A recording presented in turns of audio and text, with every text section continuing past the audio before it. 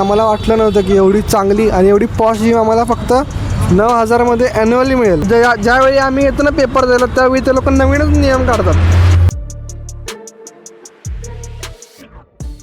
नमस्कार मित्रांनो, स्वागत आहे तुमचं आजच्या व्लॉगमध्ये. तर आजचा व्लॉग मी स्टार्ट करतोय घरातून. हे बघा, तर आजचा व्लॉग मी स्टार्ट करतोय 4 वाजता. कारण आता काल जो व्लॉग मी पोस्ट केला त्या व्लॉगमध्ये होळीचे सगळे आम्ही खेळत होतो. तो व्लॉग एडिट करता करता खूप वेळ झाला मला. हे बघ, अजून एडिटच करत होतो. आत्ता जेवतोय मी, एवढा वेळ लागला. तर आजच्या व्लॉगमध्ये आपण जिम बघायला जाणार आहे. म्हणजे मला जिममध्ये ॲडमिशन घ्यायचं होतं. बॉडी खूप वीक झाली त्यामुळे आता मला जिममध्ये ॲडमिशन घ्यायचं. तर आज बघूया, जिममध्ये जाऊया, जिम चेक करूया आणि चांगली हायफाय चांगल्या क्लासची जिम लावू. त्यासोबत माझे 1-2 मित्र पण असणार आहेत माझ्यासोबत. तर आजचा व्लॉग आपण जिमबद्दलच करणार आहे. कोणती जिम लावू, 2-3 जिम बघणार आहेत. माझा मित्र आला तर माझ्यासोबत येईल, नाही तर मला एकट्यालाच जायला लागेल आज पण, कारण पहिल्या व्लॉगसारखं.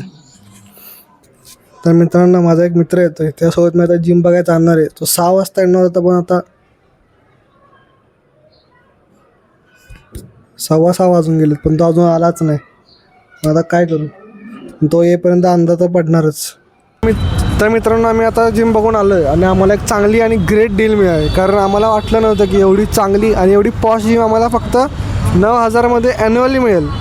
त्यांनी मला तर खूप आवडली जिम. प्रत्येकला विचारा तुम्ही. मला पण खूप आवडले. 9,000मध्ये ॲन्युअली म्हणजे खूप बेस्ट आहे. फक्त पर्सनल ट्रेनर सोडून बाकी सगळे फॅसिलिटी आहेत तिथे.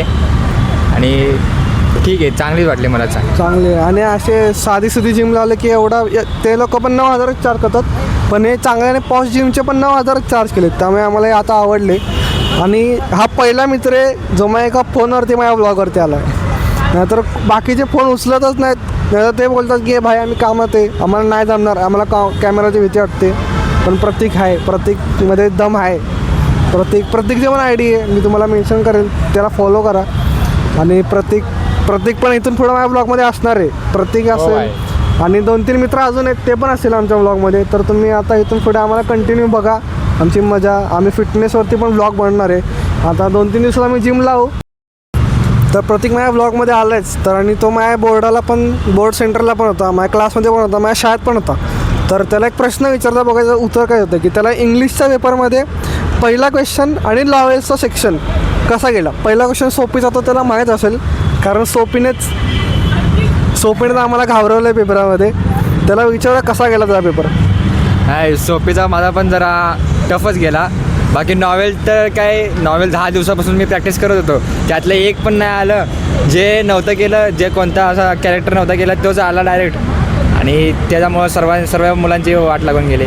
4 जणांनी मला बहुतेक सुसाईड अटेम्प्ट केलं. मी बघितलं, ह्यानेच मला पाठवलेला मेसेज. मीच पाठवलेला. मग ते पण झालं. म्हणजे ते हार्डच होता, तसा टफच होता. अजूनपर्यंत चर्चा चालू आहे की त्याच्यावर 4 मार्क भेटणार आहेत. बघू आता, भेटले तर ठीक आहे. बाकी देवाचा भरोसा आहे. पूर्ण इंग्लिशच्या पेपरमध्ये मी 40-45 मार्काचं लिहिलं आहे. तर त्यातून बघू किती मार्क भेटतात. 80पैकी 45 मार्क तरी भेटली, ठीक आहे मला. म्हणजे इंग्लिश पेपर मुळात सगळ्यांनाच आवड गेला आहे.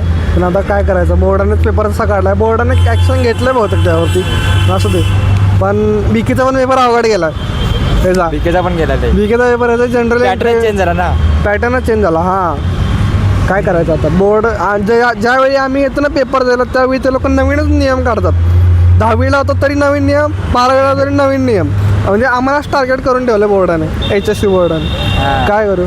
तर आजच्या व्लॉगसाठी एवढंच होतं. मग सबस्क्राईब करा, फॉलो करा. हो, मित्राच्या ID ला सबस्क्राईब करा. आणि इथून पुढे मी पण दिसणार आहे. Good bye.